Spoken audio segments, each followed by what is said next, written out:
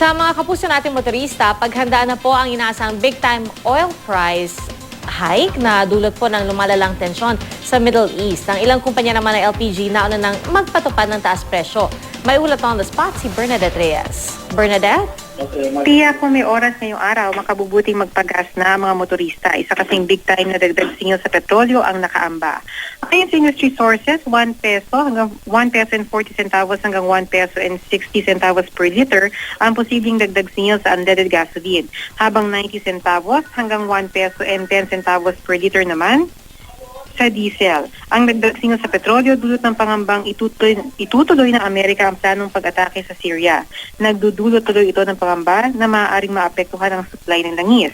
Maaari kasi magkaroon ng spillover effect sa Iran at Iraq ang kaguluhan sa Syria at maaaring maapektuhan ang Strait of Hormuz na siyang dinaraanan ng mga binabiyaheng imported na langis.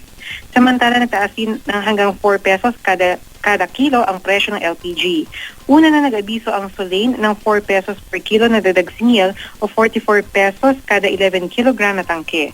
Ang total naman, 3 pesos per kilo ang dagdag singil habang ang gasol, 2 pesos and 85 centavos per kilo. Pia? Maraming salamat, Bernadette Reyes.